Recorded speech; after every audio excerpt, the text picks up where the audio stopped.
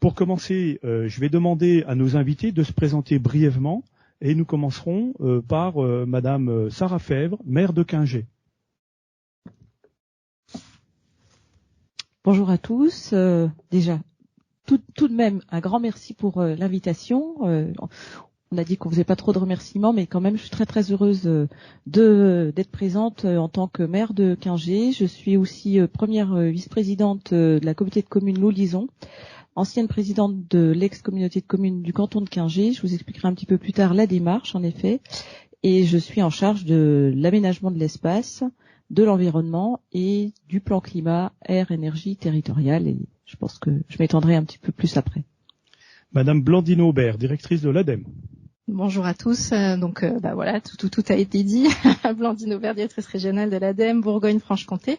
Juste pour ceux qui peut-être ne connaîtraient pas encore l'ADEME, c'est un établissement public national, l'Agence de la transition écologique, qui a pour mission d'accompagner l'ensemble des acteurs, que ce soit les entreprises, les collectivités, le grand public, pour accélérer la transition écologique. Donc, depuis la recherche jusqu'à la mise en œuvre concrète sur le terrain des projets, en embarquant un maximum de gens dans des projets et dans des changements de comportement.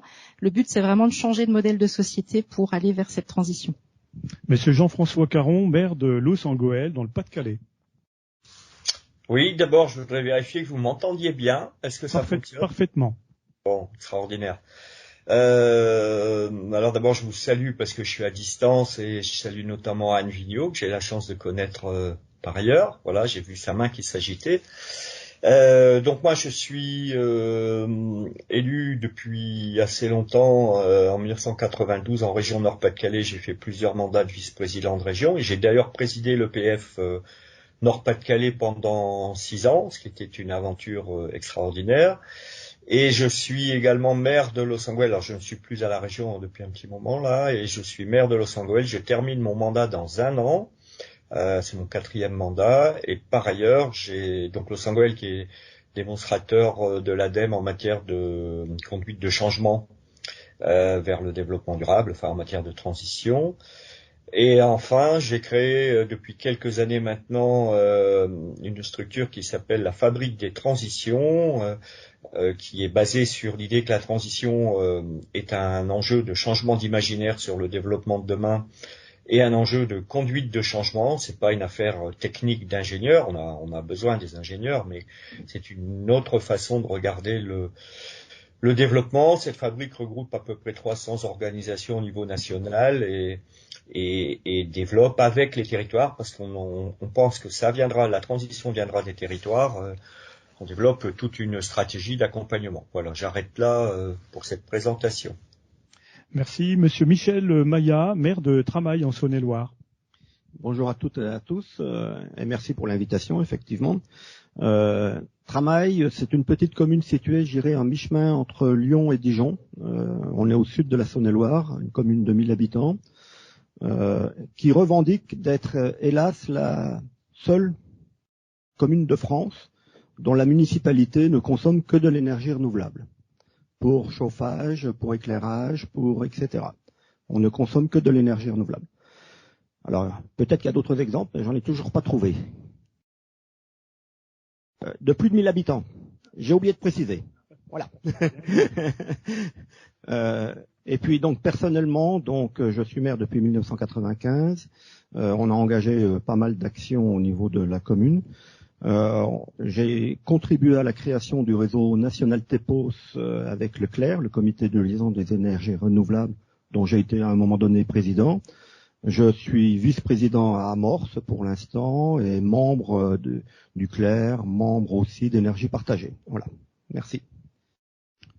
Monsieur Laurent Petit, maire de Hauts-de-Bienne dans le Jura. Oui, bonjour. Donc, Laurent Petit, maire de Morée des Hauts-de-Bienne, que vous connaissez mieux, Hauts-de-Bienne étant une commune nouvelle. Je suis également président de Haut-Jura Arcade Communauté. Voilà, et je suis engagé dans l'action publique locale depuis 1995 et toujours passionné par toutes les actions qu'on peut mener localement. Monsieur Christophe Ribet, président d'Écorce TP. Merci à l'EPF de m'avoir invité. Donc, je suis le nouveau président d'Ecorse TP. Ecorse TP, c'était le cluster éco-chantier qui a œuvré pendant ces 10 dernières années en Franche-Comté. Et on a changé d'identité. Cluster éco-chantier, il y a un des deux mots qui ne s'est prêté plus. Et donc, voilà, la nouvelle identité Ecorse TP a été renommée en juillet. J'ai été élu au mois de juin. Ecorse TP est une association collaborative qui est sous la tutelle de la Fédération régionale des travaux publics et qui doit aider tous les acteurs de la chaîne de la commande publique à pouvoir faire la promotion de projets d'éco-chantiers et des infrastructures durables. Voilà. Merci, mesdames et messieurs, donc les élus et partenaires de l'EPF. Si vous êtes ici pour assister à cette table ronde, c'est probablement que vous êtes convaincus de la nécessité d'engager une démarche de transition écologique ou que vous êtes sur le point de le faire. Mais nous allons commencer, si vous voulez, un propos introductif qui lancera le débat avec nos invités. Et pour la bonne organisation de la table ronde, je vous remercie de bien vouloir garder vos questions à nos invités à la fin de la table ronde. Je disais donc propos introductif, mais pourquoi donc engager une démarche de transition écologique dans nos communes? Eh bien, pourquoi ne pas poser la question à Monsieur Caron? Pouvez-vous expliquer à vos pairs, Monsieur Caron, pourquoi vous avez engagé votre commune dans une telle aventure? Merci. Alors, il semble me rappeler que vous m'avez suggéré une intervention d'une dizaine de minutes. N'hésitez pas à me dire 1 minute ou 2 avant que j'arrive au terme, parce que je peux être comme vous un peu bavarde de ce que j'ai entendu là depuis ce matin, et surtout je suis surtout passionné de cette aventure de la transition. Alors, Los Angeles, effectivement, ça n'a pas grand-chose à voir a priori avec la Franche-Comté, avec le Doubs. C'est univers de mines, 9 puits de mines. Au milieu d'une conurbation d'1,2 million habitants où tout a été construit autour du charbon, ce qui fait que quand la mine s'est arrêtée, sur ma commune c'était en 1986, c'est une crise globale qui nous touche, et je pense que c'est ce qui fait l'intérêt par rapport à vos sujets à vous, et je vais faire la connexion. C'est qu'en gros, on est sur des enjeux de crise systémique, pas sur des enjeux de crise isolée, qui à ce moment-là pourraient relever d'approches technologiques ou d'approches sectorielles, mais on a bien un sujet de quelle approche sociétale de cette question de la transition. Alors pour nous, la mine, c'était les houillères possédaient tout. Les églises, les stades, les rues, les maisons, etc. La seule chose qu'elles ne possédaient pas, c'était les cimetières. Mais ça veut dire quoi? Ça veut dire que nous étions dans une société encadrée complètement, et que quand la mine s'est arrêtée, on a à la fois eu des énormes problèmes environnementaux. Los Angeles, son sol a baissé de 15 mètres. On était à 99 mg de nitrate quand je suis entré en mairie, donc quasiment 2 fois la norme sur la qualité de l'eau. Des paysages dégradés, une économie évidemment complètement mise à mal. On a perdu 220 000 emplois de mineurs, des problèmes sociaux comme vous vous en doutez, avec des taux de pauvreté très forts, et puis peut-être surtout une population en grande difficulté, problème d'estime de soi, quoi. On finit par s'excuser d'exister quand on vient du bassin minier, parce que on est un peu présenté comme les déclassés, ceux qui sont plus dans le coup, quoi. Voilà, ceux qui sont du 19e ou du 20e siècle, et c'est pas complètement faux non plus. Alors, ce qui est intéressant dans le fait que vous m'invitiez et que vous me demandez de faire ce parallèle, c'est que là où le tableau est très difficile, même s'il y a plein de qualités dans le Nord, la convivialité, le sens de la fête, la solidarité, tout ça, c'est des qualités énormes de notre modèle. Mais ce qui est extrêmement intéressant pour nous aujourd'hui, c'est qu'en fait, par rapport à vous, excusez-moi, je vais être un peu cash, on a 30 ans d'avance sur vous. Pourquoi? Parce qu'on a tapé dans le mur il y a 30 ans, et que, alors évidemment, c'est un clin d'œil, ce que je fais très très franchement. Les problèmes rencontrés dans mon territoire sont à des années-lumière sur certains sujets des vôtres. Mais après, vous avez les vols spécifiques que nous on n'a pas, hein, donc c'est pour ça que les comparaisons de territoire, faut faire attention. Mais du coup, ce qui est extrêmement intéressant, c'est que les questions de transition se regroupent autour de deux sujets en fait. Premièrement, c'est comment je peux changer d'imaginaire par rapport à ce qui va arriver demain. Et pour nous, c'est quoi développer une activité, c'est quoi développer un territoire qui n'est plus administré parce qu'il l'a créé et qu'il l'a administré pendant 3 siècles. Donc il y a un énorme enjeu de projection sur ce que nous allons devenir. Et puis admettons même que ce qu'on pourrait appeler un nouveau modèle qui apparaît progressivement se constitue. Pour autant, on va être affronté à des enjeux dits de conduite de changement, c'est-à-dire que tous là autour de la table, on a un endroit où on aimerait bien changer. Alors ça peut être arrêter de fumer, ça peut être arrêter de boire, ça peut être arrêter de manger du chocolat. Je prends 3 exemples parmi d'autres. Et puis on n'y arrive pas. Et dans la situation que nous vivons aujourd'hui en France et que vous vivez dans votre territoire, qu'est-ce qu'on observe? On observe une augmentation incroyable des événements climatiques, des incendies, ce qu'on appelle les grands feux, les grands incendies. Hein, les experts distinguent les incendies locaux quand des régions entières se mettent à échapper à tout contrôle. On a connu en Californie une ville de plus de 100 000 habitants coupée pendant des jours de l'eau, des télécommunications à cause d'incendies monstrueux et des exodes, alors qu'on est en Californie, donc ce qui n'est pas vraiment un territoire supposé complètement largué. On a depuis cet été des dômes de chaleur et des pics de chaleur humides. Hier, j'étais avec Dominique Bourg aux États généraux, là, comme ça vient d'être dit, de la transition en montagne. Et Dominique Bourg nous expliquait comment un certain nombre de zones du globe deviennent totalement impossibles à vivre pour des questions de température et de régulation thermique de nos corps, et que donc on est au début de ces phénomènes de migration de populations qui vont bouger pour survivre simplement et pour garder leurs enfants. Je vous parle pas des effondrements de la biodiversité. J'ai vu récemment que des start-up commençaient à travailler sur des robots pollinisateurs pour aller dans les champs pour la diminution des insectes.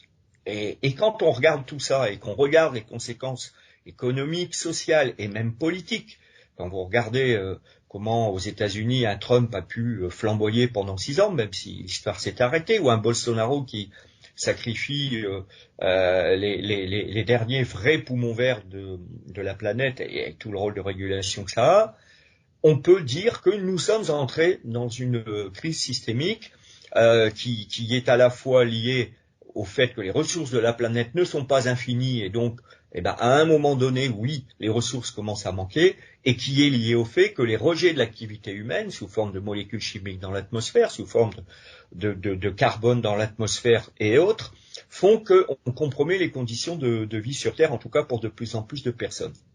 Bref, la situation du bassin minier à son échelle difficile, systémique, elle se reproduit aujourd'hui de manière beaucoup plus globale, avec des atterrissages, si on peut dire, un peu particuliers.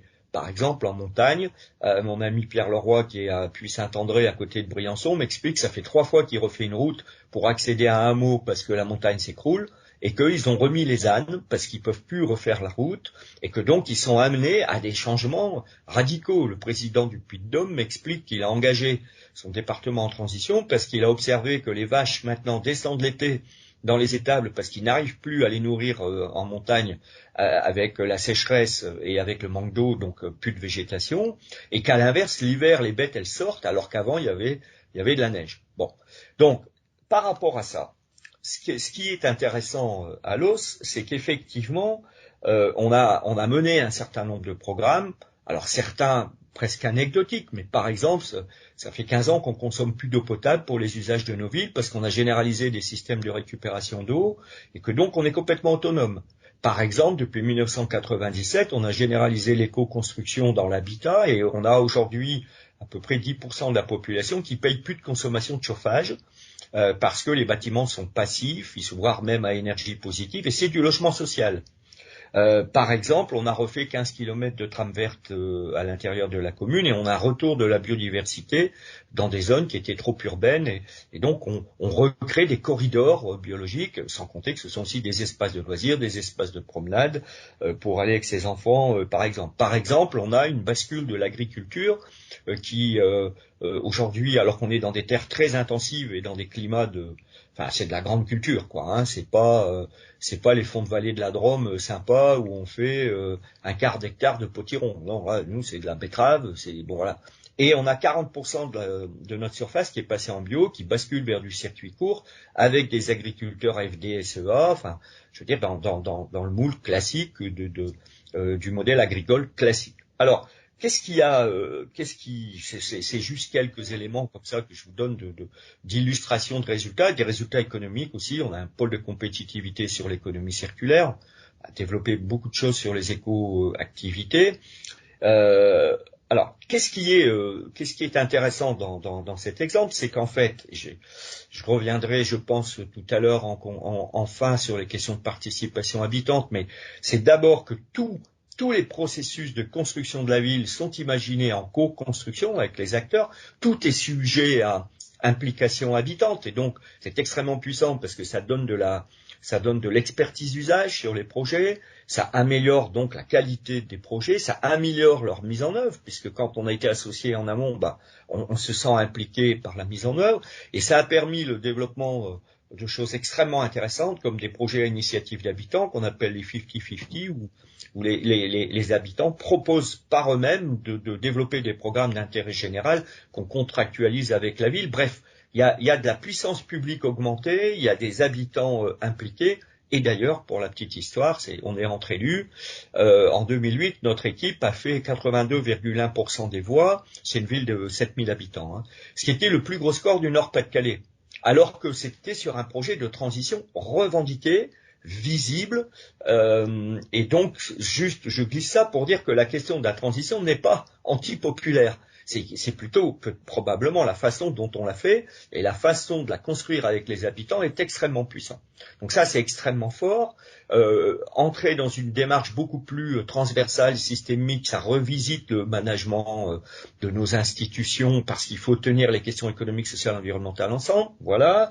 Une logique d'innovation et d'expérimentation très forte. Alors je voudrais conclure ce petit exposé introductif qui est très frustrant parce que c'est résumé 25 ans et vous assénez comme ça un certain nombre de phrases qui seraient des vérités. Bon, donc ça, c'est pas terrible. Mais je voudrais terminer sur l'exemple du plan solaire parce que je pense que ça peut incarner pour vous pas mal de choses. On a démarré par la sauvegarde de notre grand site minier et ça, pour moi, c'est important. Il n'y a pas de transition si on renie l'histoire. Et reconnaître l'histoire est une façon de permettre de tourner la page et de passer à autre chose. Donc notre site minier majeur, qui s'appelle le 11-19, c'est pas très poétique, c'est le nom des puits, est devenu un hub, une plateforme de toutes les éco-activités. C'est là qu'on a développé les premières stratégies solaires, les capteurs solaires au pied des terris. Et donc on commençait à être déjà dans la question d'un récit alternatif.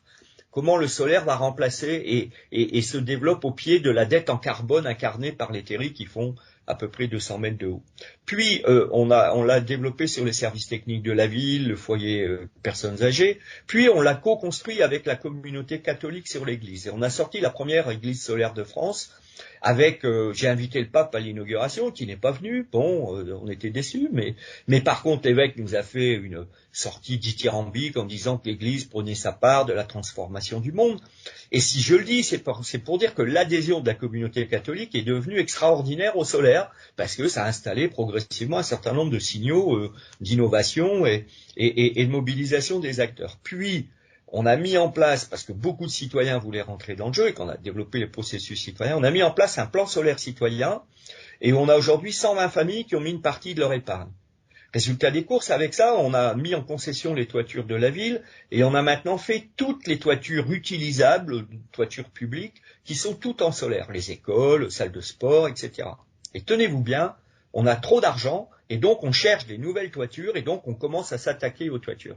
Alors je conclus en disant que finalement, On a une étoile qui brille, qui pourrait être que Los deviendrait la première ville intégralement couverte de capteurs solaires de France. Alors que, je le rappelle, on est aux portes de la Belgique, donc c'est pas vraiment Perpignan ou Narbonne. Et que ça s'est fait par un processus d'expérimentation, de décalage dans les représentations. Chez nous, c'était le charbon, ça devient le solaire. Ça se fait avec une implication des habitants, ça se fait avec des nouveaux modèles économiques, et ça donne des bénéfices aux habitants. Et quand la Covid est arrivée, les gens venaient me tirer par la manche et ils disaient, vous avez vu, monsieur le maire, nous, à Los Angeles, on est autonome. Alors, c'est pas complètement vrai, le solaire permet pas de rendre autonome, comme ça a été dit tout à l'heure par mon collègue. Mais néanmoins, cette idée qu'on a repris prise sur notre destin, qu'on pose un certain nombre d'actes dans les différents champs économiques, sociaux, environnementaux, que ça fait système et que la preuve, vous m'invitez dans cette table ronde pour que je vous en parle, et les Lossois le savent. Il y a 2 ans, on était passé dans Paris Match et je disais aux Lossois, avant Paris Match, c'était Albert de Monaco. Et maintenant, c'est Los Angeles. Qu'est-ce que ça donne aux habitants? Ça donne le sentiment d'avoir repris prise et que la transition n'est plus un problème vers un nouveau modèle, mais au contraire une chance que ça redonne du sens et de la mobilisation. Je vais m'arrêter là. Merci Monsieur Caron, bravo pour cette intervention. Si vous avez résumé toute l'action qui est la vôtre sur 30 ans en quelques minutes, écoutez, je constate, j'observe que vous avez été résistant, ou plutôt la question de l'action que vous menez et la résilience qu'il y a derrière montre que vous vous êtes adapté à une situation que vous avez rencontrée plus tôt que nous peut-être, en tout cas sur certains points. Aujourd'hui, j'observe, en tout cas, nos invités me tourner vers Madame Fèvre, engager modestement un certain nombre d'actions, soit au niveau de communal ou alors intercommunal en l'occurrence ici. Et la résilience, c'est une question, en tout cas c'est un sujet essentiel que Madame Fèvre a développé et que je lui propose de nous développer quelques minutes également. Donc si Monsieur Caron a fait 10 minutes en 30 ans, pour 30 ans, vous devriez faire 7 pour au moins 2-7 même éventuellement. Je vais essayer. Évidemment, on va partir sur un territoire complètement différent par rapport à ce qui vient d'être présenté par Monsieur Caron et je suis admirative de ce que vous nous avez présenté. En tout cas, pour vous parler du secteur rural dans lequel je suis élue en tant que déjà adjointe à l'environnement, ensuite maire et présidente d'une communauté de communes qui a disparu suite à la loi Notré. Et maintenant donc à Loulisons. On a été porté, je pense, au niveau de mon territoire, tout d'abord par les acteurs locaux, associations qui sont présentes depuis très longtemps, nous ont poussé, nous élus, à nous remettre en cause dans notre démarche de gestion communale et intercommunale. On a une association connue qui s'occupe de la réduction des déchets depuis des années et qui une ressourcerie, une des plus grandes ressourceries de France, je crois, et puis une autre association EMNE, Ensemble Mobilisé, qui a donné lieu à la création d'une société, la Fruitière à Énergie. Et ces acteurs-là nous poussent aussi à adapter et à réfléchir à la question de l'environnement, de la réduction de la production d'énergie renouvelable et puis à la sobriété qu'on doit essayer d'intégrer dans nos politiques. Alors concernant Quingey, c'est vrai qu'on a également la chance d'avoir un territoire qui est riche mais qui est sensible. On est zone Natura 2000, on a une rivière, la Louve, c'est problématique également. Nous sommes très fiers de notre territoire, mais c'est vrai qu'il est en tout cas, il subit pas mal de pollution et je crois que devions aussi intégrer cette question de pollution et de préservation de l'environnement. Alors déjà en tant que adjointe au maire et ensuite maire, nous avons démarré dès 2009 une démarche de préservation, enfin quand je dis préservation, en tout cas développement des circuits courts. On a créé des marchés producteurs dès 2009 avec également une AMAP sur la commune de Quingey. Tous nos bâtiments ont été des bâtiments basse consommation dès 2009. Donc alors j'ai pas de chiffres sur la consommation, diminution de la consommation énergétique sur la commune, mais en tout cas tout travaux a intégré la dimension environnementale depuis 2009, et c'est pour ça que peut-être qu'on n'a pas 30 ans d'avance, ou en tout cas 30 ans de retard par rapport à ce que disait Monsieur Garon, mais peut-être qu'on en a que 20. On a mis en place la redevance incitative au niveau de l'intercommunalité dans les premiers territoires, et puis on a un espace naturel sensible évidemment. Voilà, Natura 2000 est présent sur notre commune, et nous sommes la première structure de micro-crèche à avoir mis en place les couches lavables dès 2010 avec 1,3 tonnes de déchets en moins par an. Voilà pour la partie communale. Alors en tant que présidente de l'ex-Comcom de Quingey, c'est vrai que en 2014, on a répondu à l'appel à projet TEPCV qui avait été lancé par Ségolène Royal.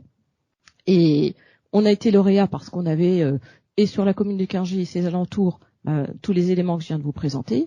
Et cette enveloppe TEPCV nous a permis d'aller déjà un petit peu plus loin. On a rénové un gymnase BBC, on y a installé des panneaux photovoltaïques, on a acheté des véhicules électriques qui, grâce aux panneaux photovoltaïques aujourd'hui, on est en autoconsommation, et nos agents intercommunaux roulent en électrique depuis cette opération TEPCV. Nous avons permis, enfin en tout cas on a organisé une opération de rénovation de l'éclairage public sur 35 communes, 1000 points lumineux avec l'accompagnement du CIDED, et je tiens à les remercier. Aussi au passage, on a changé 1000 points lumineux et donc réduit nos consommations sur 35 communes de l'ex-CCCQ. Et nous avions également une forte politique de sensibilisation auprès des jeunes publics avec de l'éducation et l'environnement. En 2017, la loi NOTRe est arrivée. Nous avons fusionné avec la communauté de communes d'Ornans et d'Amancé, et nous avions obligation d'un PCAET. On avait déjà un PCAET sur le pays Loulisant, mais dans le cadre de ce PCAET, eh bien, en fait, on a profité de cette question de l'environnement et du changement climatique et de l'adaptation au changement climatique, et de la lutte aussi contre le réchauffement climatique, de cette thématique-là pour créer le lien entre ces trois communautés de communes qui se connaissaient mais qui n'avaient pas l'habitude de travailler ensemble. Alors, la transition écologique nous a permis de nous rassembler, en fait. Et lorsque vous me parlez de résilience, je terminerai mon propos là-dessus tout à l'heure, en effet, on partait de loin parce qu'il y avait un fort décalage entre un territoire qui était pas très en avance sur les investissements, mais très en avance sur la transition écologique, et deux autres très en avance sur les investissements et l'intégration intercommunale, et pas sur la transition écologique. On a été accompagné, on a mis des moyens, on a été accompagné par le CEREMA, la DDT, l'ADEME, qui nous a grandement accompagnés, et la région Bourgogne-Franche-Comté, on avait un comité de pilotage PCAET qui s'est réuni de nombreuses fois. Et en tout cas, tout au long de la démarche, on a souhaité associer l'ensemble des élus de ce nouveau territoire XXL. On est plus grand que le territoire de Belfort, pour 25 000 habitants. On a commencé par un tour en bus pour visiter les richesses et les vulnérabilités de notre territoire. Et ce tour en bus, le préfet nous avait accompagnés de l'époque, et c'est vrai que ça avait permis aussi de mobiliser. Ça a été le début, en effet, d'une aventure de sensibilisation sur la question de la transition écologique.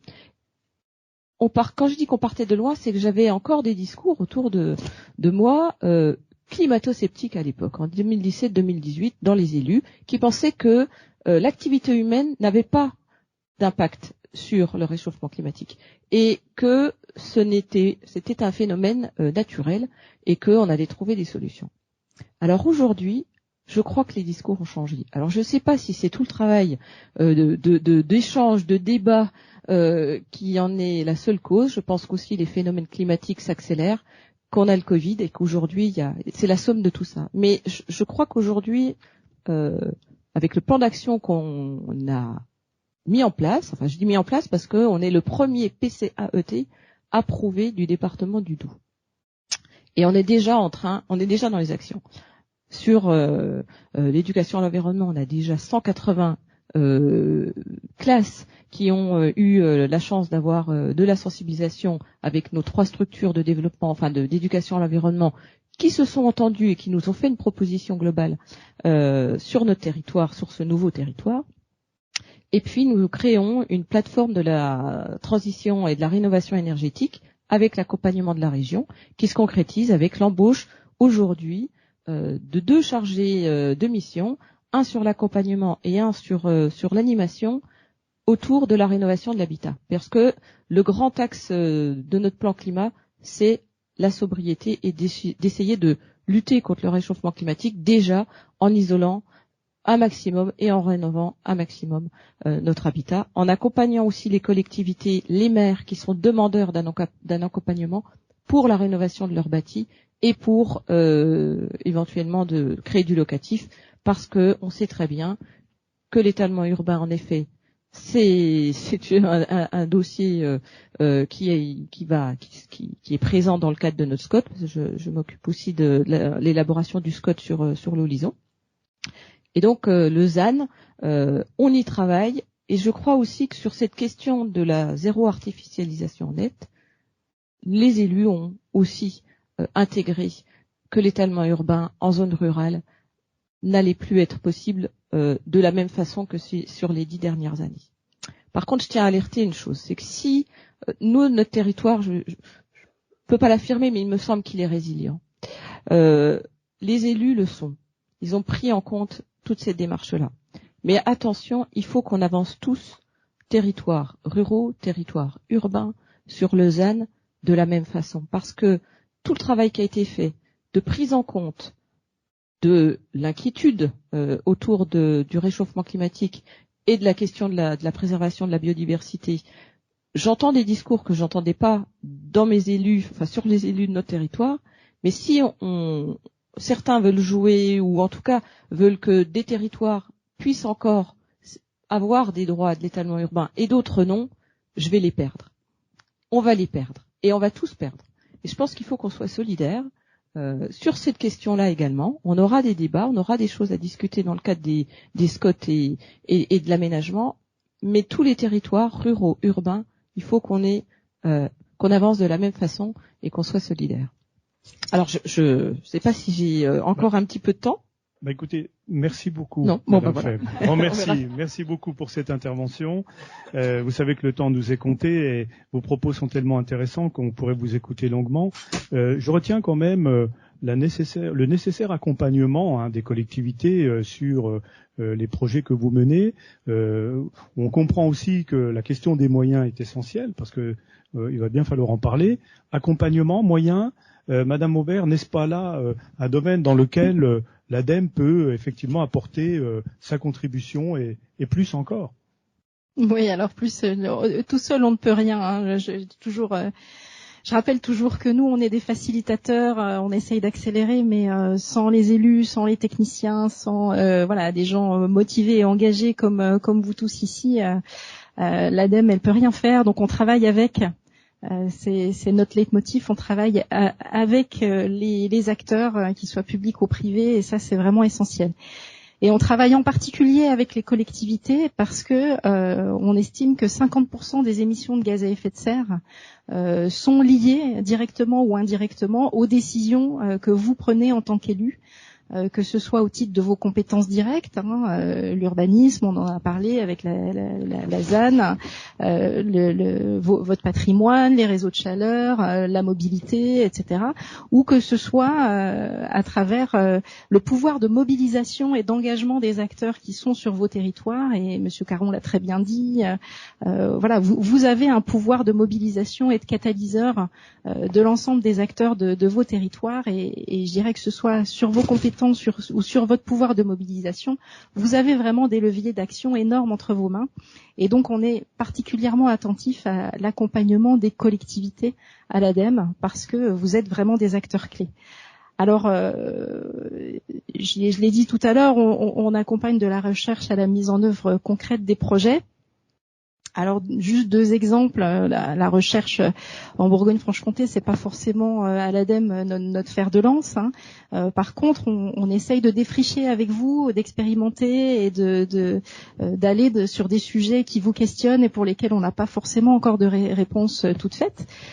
Par exemple, on a travaillé avec l'Université de Bourgogne sur les îlots de fraîcheur. Anne Vigneault en a parlé tout à l'heure, et on est en train de constituer un premier réseau d'agglomérations qui sont attentives et qui ont envie d'avancer sur ce sujet. Grand Besançon Métropole en fait partie, pour voir comment avancer, comment concrètement on peut penser autrement les aménagements d'espaces publics et des villes plus largement pour intégrer ces îlots de fraîcheur. Voilà, bon, c'est juste un petit exemple sur le côté défrichage, expérimentation. Autre exemple, Monsieur Caron parlait de raconter une histoire. C'est important d'être dans le récit et de se projeter ensemble dans un imaginaire commun de nos territoires demain. On est en train de lancer une démarche prospective en lien avec la démarche prospective nationale de l'ADEME. Là, on va bientôt diffuser les résultats de cette démarche. Et en Bourgogne-Franche-Comté, on se questionne là et on va vous impliquer tous fortement cette fin d'année et en 2022 sur finalement autonomie énergétique et autonomie alimentaire. Qu'est-ce que ça veut dire pour la Bourgogne-Franche-Comté en 2050 ? Voilà, on a choisi cette entrée de l'alimentation et de l'énergie parce que parfois on a l'impression que c'est en conflit d'usage. Voilà, il y a peut-être des curseurs à trouver, que ce soit sur la forêt, sur l'agriculture, sur les espaces en friche, etc. Et on a besoin de se projeter collectivement pour voir où on a envie d'aller. C'est quoi la trajectoire qui nous correspond et ensuite comment on y va. Voilà, ça c'est pour le côté prospective, engagement. Plus concrètement, bien sûr, il y a des financements à l'ADEME, vous le savez, je pense pour la plupart, et on est là aussi pour accompagner les projets très concrets, que ce soit de réseaux de chaleur, de chaufferie bois, de mobilité douce, de dépollution de friches, etc. Donc bon, voilà, vous avez toutes les informations sur la plateforme internet Agir pour la transition, où tous les financements de l'ADEME. Et je crois que le maillon manquant sur lequel on est là aussi, on essaye de répondre présent au maximum, c'est celui de l'ingénierie, parce que les financements, on en parlait tout à l'heure, je crois que c'était avec Michel Maillat et Laurent Petit. Quand on a des bons projets, on les trouve, les financements. Alors il y a l'ADEME, mais il y en a d'autres. Par contre, il faut de l'ingénierie sur les territoires pour monter ces projets, pour les faire sortir. Et là, je crois qu'on joue notre rôle souvent avec la région, et encore une fois pas tout seul. Je pense par exemple aux conseillers en énergie partagée, qui sont au service des communes de moins de 10 000 habitants pour les accompagner sur les consommations d'énergie des communes et sur la performance énergétique des bâtiments en particulier. Bon, là, on travaille beaucoup avec les syndicats d'énergie, avec les agglos pour mettre en place ces conseillers qui sont vraiment au service des communes, qui n'ont pas ces moyens, qui n'ont pas ces compétences d'énergéticiens dans leur service. De nombreuses associations portent aussi en partenariat avec nous des postes de chargés de mission pour vous accompagner sur les projets de développement des énergies renouvelables. Voilà, ces 2 exemples où on essaye de mutualiser les moyens et de vous apporter une expertise de bon niveau pour vous aider à monter comme il faut vos projets. Et puis, au-delà de ça, l'ADEME accompagne les territoires de façon historique depuis longtemps sur vraiment comment vous aider à embarquer toutes les compétences de vos collectivités dans la transition écologique par des démarches transversales d'amélioration continue. C'est le label Citergie que Besançon connaît bien. C'est le référentiel économie circulaire qui maintenant sont regroupés sous un même label parce qu'on sait qu'il faut porter ensemble économie circulaire et transition énergétique. Donc c'est le label territoire engagé transition écologique. Et voilà, l'idée c'est de vous appuyer, faciliter au plan de la méthode et du conseil pour vous aider vraiment à embarquer toutes vos compétences. Et c'est le dernier exemple que je citerai, puisque c'est vraiment ça l'esprit, c'est les territoires à énergie positive qui sont vraiment dans cette idée d'embarquer l'ensemble du territoire dans cette transition en ayant une approche vraiment globale.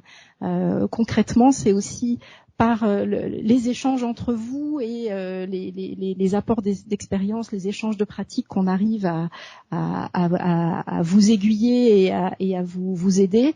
Et donc on le fait par exemple en organisant le voyage collectif de tous les TEPOS de Bourgogne-Franche-Comté à Millau la semaine prochaine aux rencontres nationales TEPOS. Donc il y en a un certain nombre parmi nous qui seront la semaine prochaine.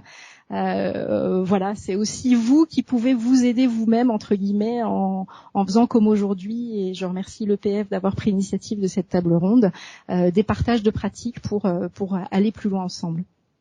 Merci beaucoup pour ce résumé de l'activité de l'ADEME et surtout sur les possibilités que vous pouvez apporter aux collectivités. Alors, autonomie énergétique en 2050 en Bourgogne-Franche-Comté. Nous avons ici quelqu'un qui fait mieux, Madame Aubert. Je vais lui donner la parole tout de suite. C'est Monsieur Maillat, maire de Tramay, qui, dans Saône-et-Loire, qui en est déjà à l'énergie positive. Alors, quand il m'a dit, nous sommes à énergie positive, il m'a dit municipalité à énergie positive. J'ai pensé qu'il faisait allusion à ses élus. Mais non, il s'agit bien d'un projet TEPOS à 100%, Monsieur Maillat, c'est ça?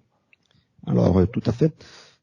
TEPOS, moi, ça me cause beaucoup puisque la commune de Tramay a été membre fondatrice en 2011 du réseau national TEPOS. On était 6 collectivités invitées à la commune de Le Menet en Bretagne et on a créé sous l'égide du CLER, le comité de liaison des énergies renouvelables, donc ce réseau national.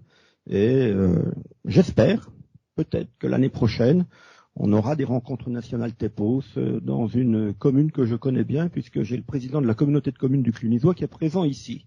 Donc on va essayer d'y travailler. Bien, ceci étant, effectivement, on essaye de se donner des objectifs. Alors, je vais être franc, au niveau de ma commune, je n'ai pas de PCAET, je n'ai pas de plan pluriannuel, je n'ai pas de etc. Je suis un peu désolé.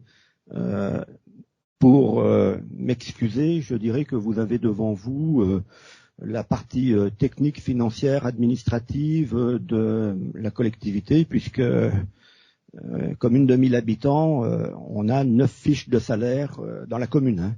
Voilà, et on n'a pas beaucoup d'ingénierie, donc on avance avec les élus, avec les moyens dont on dispose. Voilà.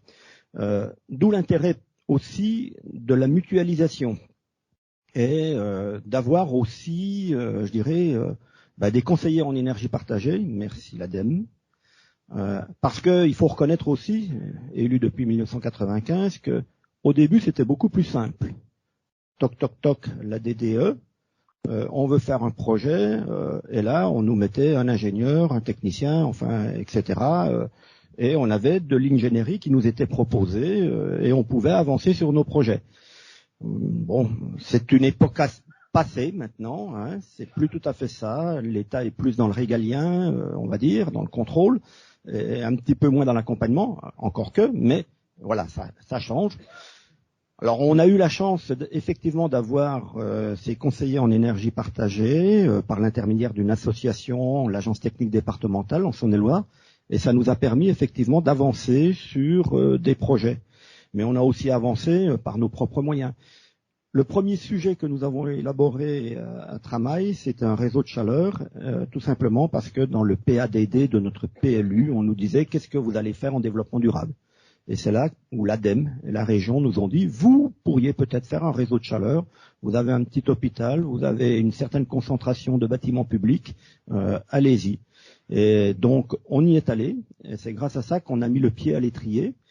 Ensuite, ça nous a ouvert, je dirais, les yeux sur ces notions d'écologie, de dérèglement climatique et autres.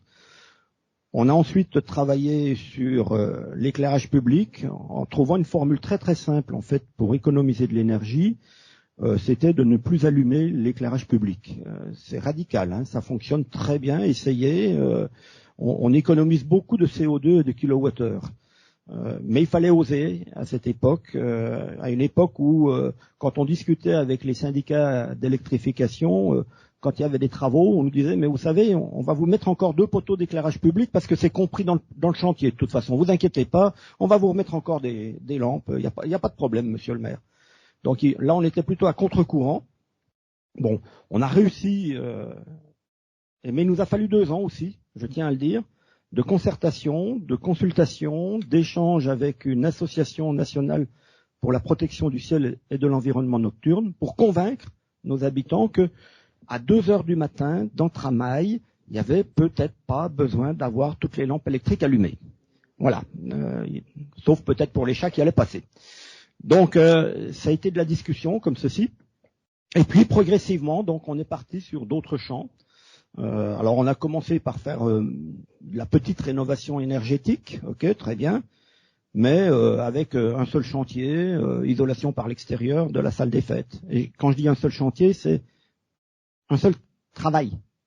On ne s'attaquait pas au global. Et justement, par l'intermédiaire des TEPOS et par l'intermédiaire des rencontres que j'ai pu avoir par ailleurs, à Morse ou autres, je me suis rendu compte que c'était pas la bonne technique et qu'il fallait plutôt faire de ce que l'on appelle de la rénovation globale, c'est-à-dire travailler sur l'ensemble, je dirais, de l'enveloppe, mais aussi du chauffage, de la ventilation, etc., d'un seul coup. Et c'est ce que nous avons fait tout récemment avec notre regroupement scolaire. Nous avions 2 écoles, une école maternelle, une école élémentaire, avec une certaine distance entre les deux, et puis surtout une certaine différence d'altitude entre les deux, Tramail et zone de montagne. Et donc, il y avait une certaine problématique. Et donc, on a décidé de tout regrouper dans le même lieu. Et pour cela, eh bien, on a travaillé sur l'école maternelle. Alors, on a expatrié pendant 1 an nos enfants dans des petits locaux mobiles, plus ou moins bien chauffés, plus ou moins bien confortables, etc., pour libérer véritablement le bâti existant et faire des travaux d'envergure dans le bâti existant, créer des bâtiments neufs pour accueillir l'école élémentaire dans les mêmes secteurs. Les bâtiments neufs sont des bâtiments à énergie positive. On a fait une rénovation qui est la plus complète possible. Et donc tout ça, ça nous a permis effectivement d'avoir un produit final qui ne respecte pas la norme énergétique 2020, mais qui respecte plutôt une norme énergétique 2040 ou 2050. C'est-à-dire qu'on se projette véritablement sur l'avenir, on ne s'arrête pas aux réglementations actuelles. On se dit de toute façon, ce que l'on rénove, on ne fait pas tous les jours des travaux aussi conséquents dans des écoles. On va en prendre pour 50 ans, voire un siècle, avant de retoucher de façon aussi conséquente. Donc autant aller le plus loin possible. On l'a fait aussi tout récemment sur un corps de bâtiment qui s'appelle l'ancienne gendarmerie, où nous avons pu faire du locatif.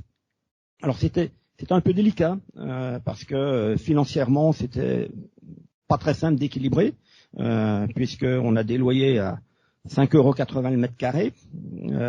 Pas évident d'équilibrer avec tout ça, mais on y est quand même arrivé. On a réussi à mettre 10 logements, et là pour le coup on a travaillé sur de l'isolation extérieure, matériaux biosourcés, en essayant de vraiment être en échange avec la région qui apporte des subventions sur ces thématiques, avec l'ADEME et autres. Donc on a essayé d'aller à nouveau aussi loin que possible, et ça on a pu le faire aussi en accompagnement avec le CEREMA, qui nous a beaucoup aidé sur la problématique du radon, parce qu'il ne faut pas l'oublier. On rénove, on fait des choses, excusez l'expression, des boîtes étanches, mais elles ne sont pas si étanches que ça, et on peut avoir des concentrations, et on sait que la qualité de l'air intérieur devient un énorme problème, et donc on a beaucoup travaillé avec le CEREMA là-dessus, pour guider aussi notre maîtrise d'œuvre et nos entreprises à travailler, je dirais, dans une orientation environnementale. Je termine en disant que, au niveau de l'énergie, et tout particulièrement de l'électricité, nous sommes passés en 2007 au niveau municipal de 400 000 kWh de consommation d'électricité à 117 000 en 2017. On a plus que divisé par 3 notre consommation d'électricité en 10 ans, en travaillant sur l'éclairage public, en travaillant sur le chauffage, en travaillant aussi sur la gestion même de la chaufferie, qui consommait 2 fois plus d'électricité qu'elle ne le devait le faire. Bon, voilà. Donc des choses de cette ampleur nous ont permis de gagner pas mal et de réduire pas mal notre consommation d'électricité.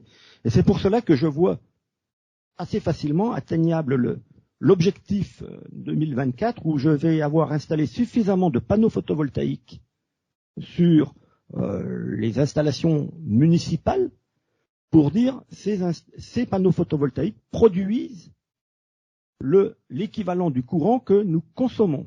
Alors on est bien d'accord que c'est pas l'électron qui de jour va venir alimenter la nuit mon éclairage public. On est bien d'accord là-dessus. Et je me suis amusé, moi, à faire des petits calculs, et je vous invite à faire ce petit calcul pour votre commune, votre collectivité. Vous avez l'Open Data Enedis qui vous donne plein d'informations, et en particulier qui vous permet de savoir exactement quelle est la consommation électrique de votre commune, tout usage confondu, industrie, ménage, etc. Et puis ensuite, vous regardez combien produit un panneau photovoltaïque. Et puis, vous regardez quel doit être le pourcentage de votre surface communale à couvrir en panneaux photovoltaïques pour essayer d'obtenir l'équivalent de votre production annuelle. Ce petit calcul, je vous le donne. Tramail, le pourcentage, c'est 1,3 pour 1000 de la surface de la commune de Tramail. Je me suis amusé à faire le calcul pour la ville de Lyon, 29%. Et ça, je vais conclure là-dessus en disant que, pour moi, la transition écologique est une chance pour le milieu rural. Le milieu rural fournit en alimentation. À terme, le milieu rural doit aussi fournir en énergie. Et si on travaille bien avec des SEM, des sociétés d'économie mixte, avec le milieu urbain, etc., on peut développer le milieu rural en jouant sur la transition énergétique écologique. Et tout ça, ça va faire beaucoup de développement, ça va créer de l'emploi, ça va permettre de faire vivre des gens dans nos communes. J'ai une toute petite minute sur le ZAN. Le ZAN, parce que, voilà, je voudrais faire un petit commentaire parce que j'ai l'impression qu'il y a une confusion entre zéro artificialisation nette et habitat. Je suis désolé. On peut très bien construire des habitats sans artificialiser. Et je vous invite à regarder l'association Hameaux Légers qui prévoit des constructions sans fondation, sans rien, etc., qui respectent le code de l'environnement. On peut installer ça dans des zones agricoles sur nos communes sans aucun problème. On n'artificialise pas et on obtient en plus des maisons qui sont nettement moins chères que l'habitation traditionnelle et qui, du point de vue environnemental, sont super bien confortables. Voilà, merci, excusez-moi. Merci, Monsieur Maillard. Écoutez, votre conclusion, en tout cas votre dernière remarque, aurait dû me conduire à donner la parole à Monsieur Ribet, mais je ne vais pas le faire. Je vais un petit peu bouleverser l'ordre des choses et je vais plutôt rebondir sur la question, en tout cas sur. J'ai bien compris que la consommation d'énergie, il fallait la réduire et qu'il fallait optimiser, je dirais. La consommation énergétique et en tout cas optimiser les équipements qui consomment de l'énergie. Et on est tous d'accord, je pense, au niveau de nos habitations, pour constater que c'est notamment le chauffage, l'eau chaude sanitaire qui représente un coût important. Mais imaginez ce que cela représente au niveau d'une collectivité. Eh bien, on commence à parler de réseau de chaleur. Alors, vous en avez parlé pour votre commune. Monsieur Petit, je crois que vous avez fait des choses dans ce domaine. Et je voudrais avoir votre retour et votre retour d'expérience. Qu'est-ce que vous pouvez nous dire sur ce réseau de chaleur que vous avez créé ? Alors, en fait, on n'a pas créé qu'un réseau de chaleur. On en est au 3e. Mais voilà, vous dire que notre collectivité, donc dans le Haut-Jura, a toujours eu une fibre écologique depuis longtemps, puisque on a un parc naturel depuis plus de 30 ans et je crois que les élus, voilà, ont toujours cette fibre développée. Et c'est vrai que notre transition écologique, nous l'avons démarrée il y a une vingtaine d'années sur la ville de Morée. Donc, vous connaissez, capitale de la lunetterie, et comme toute industrie qui a perdu ses heures de gloire pour délocaliser la production. Donc de 6 000 emplois, on est tombé à 1 000 emplois. De 7 000 habitants, on est tombé à 5 000. Enfin bref, une petite ville qui souffre. Et il y a 20 ans, on a engagé notre première, je dirais, grande action. Ça a été une opération en rue sur un quartier qui avait poussé comme un champignon dans les années 60-70 et donc qui était fait avec, je dirais, les usages de l'époque et qui méritait, voilà, des tours détruites, des résidentialisations d'immeubles, des rénovations énergétiques, enfin tout un programme de 20 millions d'euros que nous avons mené donc avec l'aide de l'État, avec l'OPH, et c'est là qu'on a créé notre premier réseau de chaleur avec une chaufferie bois. Donc c'était il y a 20 ans, donc ça fonctionne toujours très bien aujourd'hui. Ça alimente 150 logements. Ça alimente un foyer d'accueil médicalisé de 40 lits.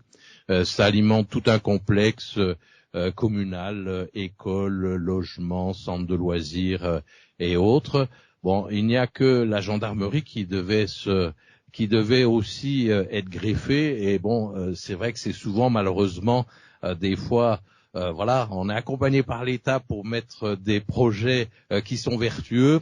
Et voilà, ce sont des mêmes services de l'État qui, pour des raisons économiques, puisqu'ils avaient un prix du gaz plus avantageux que le vôtre, eh bien, ils ne se sont pas encore raccordés à cette chaufferie bois.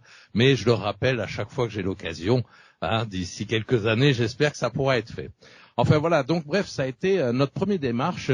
Et vous dire aussi que, vous voyez, on avait fait ça avec notre bon sens paysan de montagnard. Et en fait, après, il y a eu voilà des tas d'actions qui ont été développées par l'État, et notamment les écoquartiers. Et quand les écoquartiers sont nés, eh bien en fait c'est la DDT qui est venue taper à notre porte en nous disant mais vous pourriez passer en phase 3 parce que quand on a étudié votre rénovation que vous avez fait sur votre quartier, eh bien vous pouvez être labellisé écoquartier. Donc vous voyez qu'avec une démarche aussi tout à fait naturelle et pleine de bon sens, eh bien on arrive à rattraper des logiques qui sont installées aujourd'hui. Donc tout ça nous a permis voilà d'avoir je dirais une petite pertinence et une expérience, et c'est vrai que on avait comme vous tous souvent l'occasion d'essayer de faire des rénovations les meilleures possibles. Enfin, c'était je dirais par opportunité et un peu au coup par coup, sans avoir une politique bien définie. Et il y a donc quelques années, peut-être 7-8 ans, voilà, moi je vais beaucoup dans les journées thématiques, dans les congrès, dans les universités d'été et autres, et voilà, j'entendais beaucoup parler de projets de territoire, et je me disais mais qu'est-ce que c'est ce truc-là, on n'en a jamais entendu parler dans le Jura. Et donc voilà, avec des agents et notamment une DGS engagée, donc on s'est intéressé à ce projet. Et ça nous a permis de faire une grande consultation, donc en faisant participer les habitants à ce projet de territoire, qu'est-ce que l'on voulait pour dessiner notre projet de territoire. Et donc ce grand travail participatif, eh bien voilà, nous a vraiment permis de donner une politique sur notre territoire, partagée, donc validée par les élus. Donc ça, c'était en 2015. Et c'est vrai que je trouve que ça a été quelque chose d'extraordinaire parce que ça a fédéré les élus sur une action qui avait du sens dans le temps, au lieu d'être par opportunité, tiens, on va faire ça ici, pourquoi pas ça là, et ainsi de suite, et éviter, je dirais, de grandes discussions pour savoir ce qu'il fallait faire avant l'autre projet. Donc ce projet de territoire a été donc déterminé. À l'époque, une des orientations sur les trois, c'était justement tendre vers un territoire à énergie positive.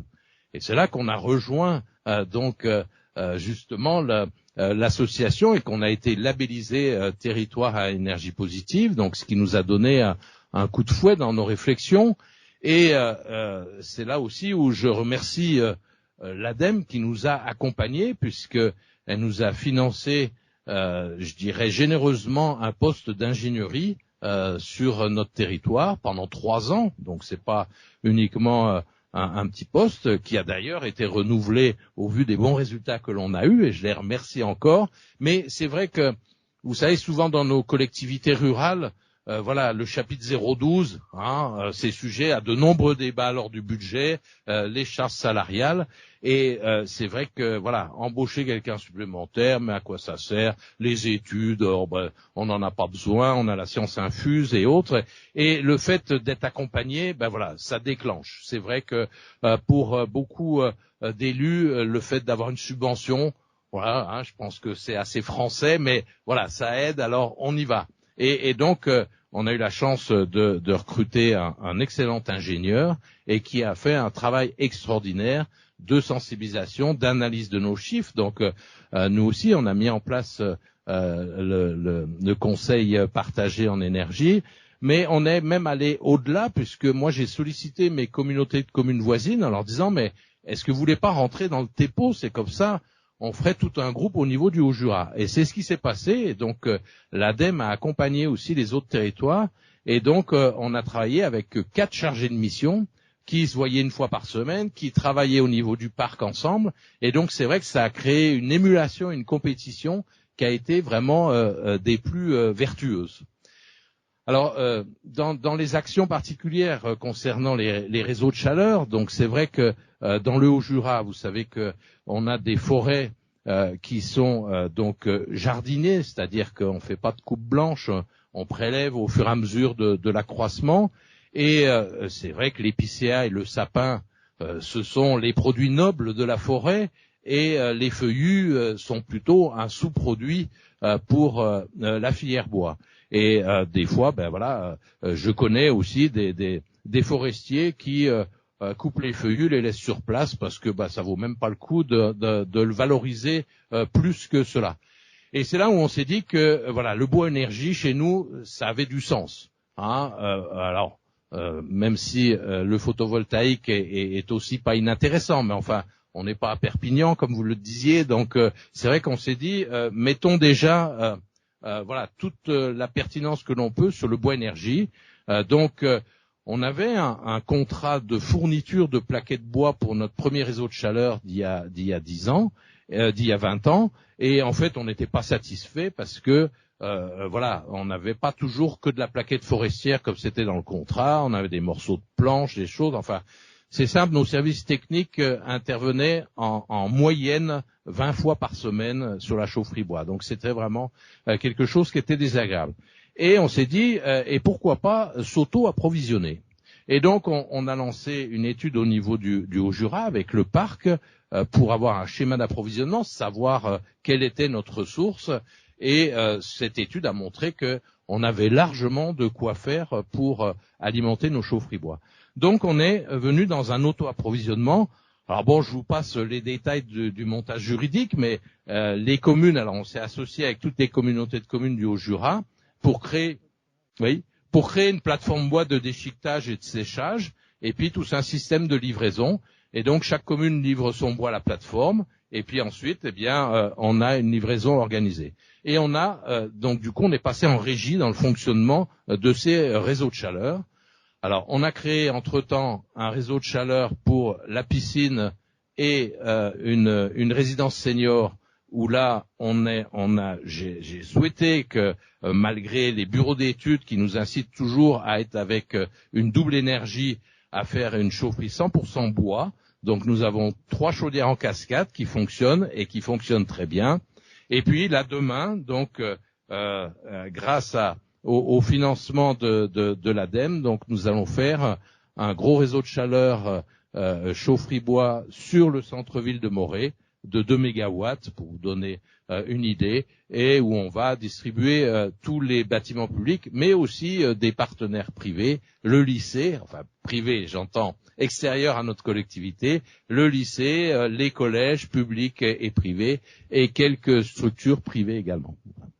Je voulais juste rebondir parce que je suis Monsieur Caron depuis longtemps. Un petit rebond, s'il voilà, vous plaît. je suis Monsieur Caron depuis longtemps et j'ai utilisé une astuce qu'il avait donnée à l'époque il y a longtemps, mais il va s'en rappeler. C'est dans le recrutement des agents de nos collectivités. Et l'exemple de Los Angeles, c'était, voilà, moi quand je recrute quelqu'un, je veux qu'il ait une âme et qu'il ait une philosophie dans ce qu'il veut faire dans le développement de notre collectivité locale. Et je l'ai utilisé aussi pour le recrutement et avoir des gens qui soient engagés et qui suivent voilà cette philosophie de la démarche écologique. Et voilà, avec le temps, ça arrive à donner des résultats. Merci Monsieur Petit. Alors Monsieur Ribet, on va pas faire de transition.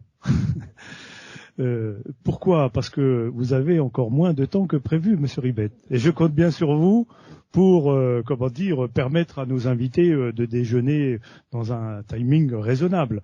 Alors, on a parlé de zéro artificialisation nette, on a parlé même de maisons sans fondation. Que de changements, que d'évolutions. Comment les entreprises voient venir toutes ces évolutions ? Alors merci. Finalement, j'interviens au bout de la table ronde. Non, Monsieur Caron intervient encore après vous. Ah non, mais c'est presque logique ici parce que finalement, les travaux publics, plus les travaux publics que le bâtiment, les travaux publics finalement arrivent toujours en fin de course. Et ce sont eux qui réalisent et qui construisent vos projets. Et donc, qui les rendent propres à leur usage. Donc, finalement, tout c'est logique. Voilà.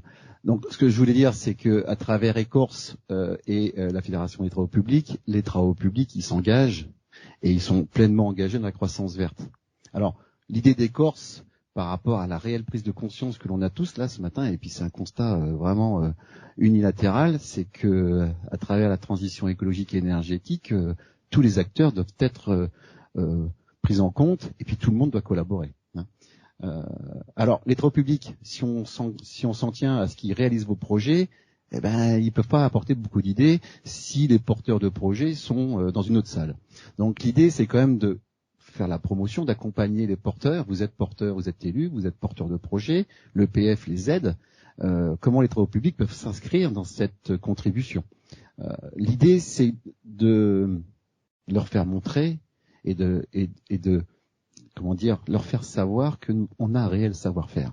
Ce savoir-faire, il est dans notre ADN. L'économie circulaire, c'est un peu pompeux. Le recyclage, c'est un peu pompeux, mais c'est dans notre ADN, en fait. On le fait depuis toujours. Les entreprises de travaux publics qui travaillent dans vos collectivités, elles sont locales.